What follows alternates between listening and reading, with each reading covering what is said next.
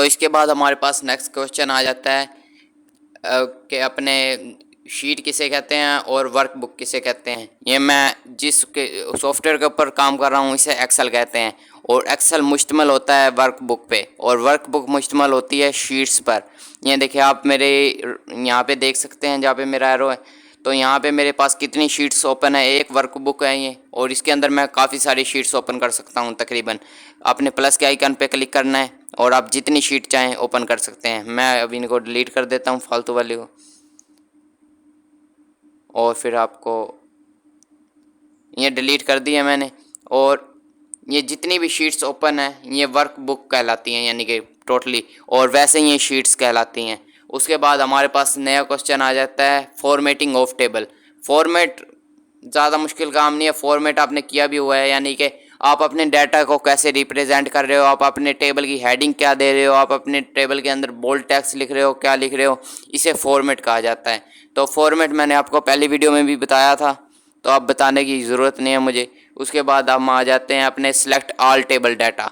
मैं पूरे टेबल को एक दफ़ा में सेलेक्ट करना चाहता हूं, तो मैंने सिंपली अपने कीबोर्ड से Ctrl+A प्रेस करूंगा, मेरा पूरा डाटा को सिलेक्ट हो जाएगा। अब मैंने अगर कॉपी करना है तो Ctrl+C दबा दूंगा, और अगर कट करना है Ctrl+X दबा दूंगा, और नहीं मैंने नहीं करना तो मैं अब आ जाता हूँ अपने अगले क्वेश्चन पे, हाउ टू फ्रीज रो। तो इसके लिए मैं अपने एक और फाइल ओपन करता हूँ जिसके अंदर मेरा काफ़ी सारा डाटा हो, या फिर मैं इसी को कॉपी करता हूँ। इस डाटे को थोड़ा सा ज़्यादा बड़ा कर देता हूँ ताकि आपको अच्छे से समझ आ जाए। Ctrl+C।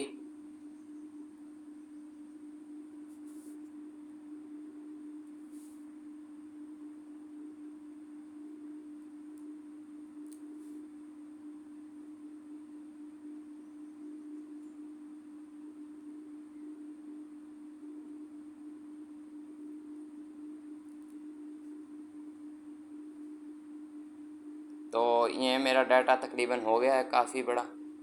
तो अब यहाँ से मैं आपको बताता हूँ कि फ्रीज़ आपने कैसे करनी है किसी भी रो को और किसी भी कॉलम को।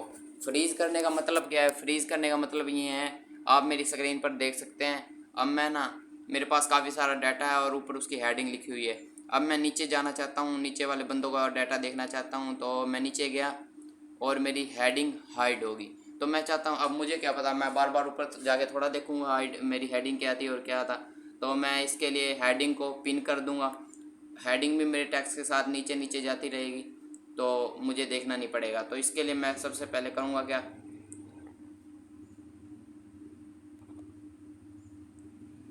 आपने जहाँ पे करना है पिन वहाँ पे क्लिक कर लेना है, और ऊपर आपको नज़र आ रहा होगा एक ऑप्शन व्यू का। व्यू का आपको ऑप्शन नज़र आ रहा होगा, और वहाँ से आपको एक ऑप्शन नज़र आ रहा होगा फ्रीज़ पैन्स का। मैं फ्रीज़ पैन्स के ऊपर आ गया और पहले वाले ऑप्शन के ऊपर क्लिक कर दिया। तो मैंने जैसे ही फ्रीज़ पैन्स के ऊपर क्लिक किया, अब मैं नीचे जाता हूँ, देखते हैं। तो अब ये देखें, मैं नीचे जा रहा हूँ, मेरी हेडिंग स्क्रॉल नहीं हो रही, मेरी हेडिंग वहीं पे पिन हो गई है। तो आप देखें, मैं किसी भी वर्कर का डाटा देखना चाहता हूँ, जहाँ पे भी देखना चाहता हूँ मैं देख सकता हूँ, मुझे कोई मसला नहीं है, ना स्क्रॉल करने की ज़रूरत है। उसके बाद अब हम आ जाते हैं, और ये देखें इसके अंदर मैंने एक और चीज़ भी, मेरी रो भी फ्रीज़ हो गई है। ये नहीं है मैं अब इस तरफ स्क्रॉल करूँगा राइट साइड पे तो मेरा वो वाला डाटा भी फ्रीज़ हो जाएगा, वो भी स्क्रॉल नहीं होगा।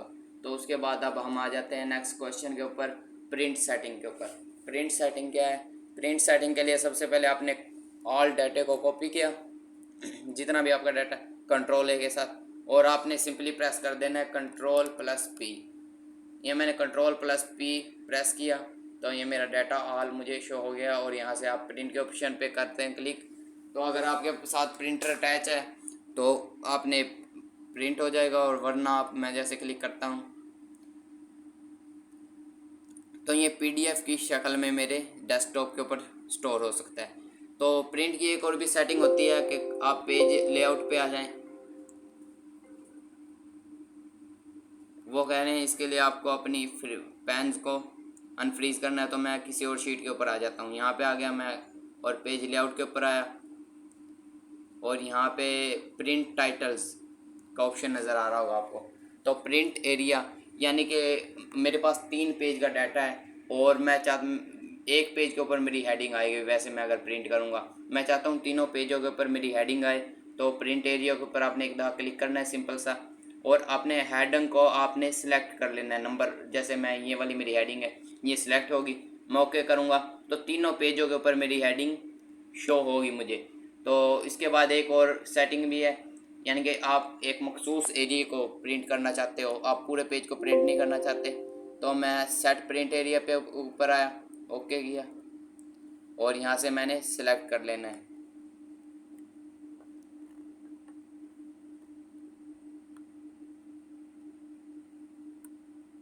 बस, और कंट्रोल पी दबा दूँगा मैं, तो ये मैंने जितना वो किया था ये मेरा प्रिंट हो जाएगा। तो उसके बाद हमारे पास क्वेश्चन आ जाता है how to drag and drop data. तो इसके लिए मैं अपनी दूसरी शीट के ऊपर आऊँगा। कोई छोटी शीट पड़ी है मेरे पास, तो चले मैं इस शीट को कंट्रोल ए के साथ सिलेक्ट किया, कंट्रोल सी के साथ कॉपी किया, और इसके आपने किसी भी बॉर्डर के ऊपर क्लिक करना है। बॉर्डर के ऊपर क्लिक नहीं करना, आपने अपने उस स्क्रॉल करके लेके आना है अपने कर्सर को, और अब यहाँ पे मैं लेफ़्ट क्लिक दबाऊंगा और इसे आप कहीं भी लेके जा सकते हैं। देखें, ड्रैग करूँगा, मैं इस डाटे को अपने थोड़ा सा नीचे रखना चाहता हूँ, तो ये नीचे आ गया। तो ये इसलिए होता है, आपको थोड़ा गंदा लग रहा है किसी भी जगह पे आप अपना डाटा रखा हुआ है, तो आप उसे वहाँ से उठा के किसी और जगह पे भी लेके जा सकते हैं। तो मैं अब दोबारा वहीं पे लेके जाता हूँ, कंट्रोल ए, कंट्रोल सी, और बॉर्डर के ऊपर आया और ड्रैग करके वहीं पे ले गया। तो उसके बाद हमारे पास आ जाता है कन्वर्ट रो इनटू कॉलम। ये बड़ा इंपॉर्टेंट क्वेश्चन है जो आपसे पूछा जा सकता है, convert how to convert row into column. हमारे पास रो है, उसको कॉलम में कैसे कन्वर्ट करें, और कॉलम है उसको रो में कैसे कन्वर्ट करें। तो आपने सिंपली उस डाटे को कॉपी कर लेना है। जैसे मैं अपने इस कॉलम को रो में कन्वर्ट करना चाहता हूँ, कंट्रोल सी, और जिस जगह पे आपने आके इसे पेस्ट करना है और रो के अंदर कन्वर्ट करना है, तो वहाँ पे आके आपने राइट क्लिक करना है, और यहाँ पे आके आपको ऑप्शन नज़र आ रहा होगा स्पेशल पेस्ट। तो स्पेशल पेस्ट के ऊपर चला जाना है आपने, और यहाँ पे आपको सबसे लास्ट वाला ऑप्शन नज़र आ रहा होगा ट्रांसपोज। तो मैं ट्रांसपोज के ऊपर क्लिक करके ओके कर दूँगा। तो ये देखें, मेरा ग्रेड पहले कॉलम के अंदर था और अब ये रो के अंदर कन्वर्ट हो गया है। तो अब मैं इसे डिलीट कर देता हूँ,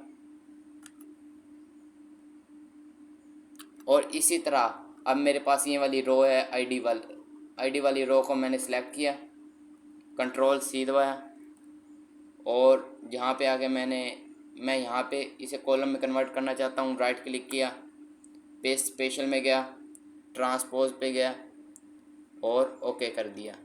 तो ये देखें, ये मेरी नेम वाली रो को मैंने कॉलम में कन्वर्ट कर दिया।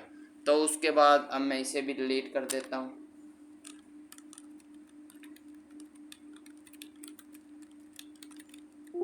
कंट्रोल जेड के साथ आप पीछे आ सकते हैं। जैसे आपने अगर कोई गलती कर दी है डाटे के अंदर, तो कंट्रोल जेड दबाएंगे जैसे जैसे, तो आपका डाटा वैसे वैसे पीछे आता जाएगा, जहाँ पे आप थे वहीं पे भी आ जाएगा। तो अब मैं इसे ड्रैग करके ऊपर लेके जाता हूँ। तो इसके बाद हमारे पास सवाल आया है how to highlight blank cells. तो आपके पास काफ़ी सारा डाटा है और उसके अंदर काफ़ी सेल ब्लैंक है, और आपको उनको हाईलाइट करना चाहते हो, उनको कलर देना चाहते हो। तो उनके लिए सिंपली मैं कुछ अपने सेल्स को ब्लैंक कर लूँगा, और मैं अपने डाटे में कुछ सेल ब्लैंक करता हूँ और फिर आपको दिखाता हूँ। तो मेरे पास तकरीबन 3 सेल्स ब्लैंक हो गए हैं। तो अब मैं इनको करूँगा कि आप पूरे टेबल को सिलेक्ट करूँगा,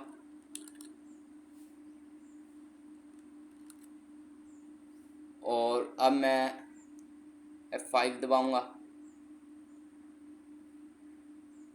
राइट क्लिक करूँगा, पेस्ट स्पेशल में चला गया,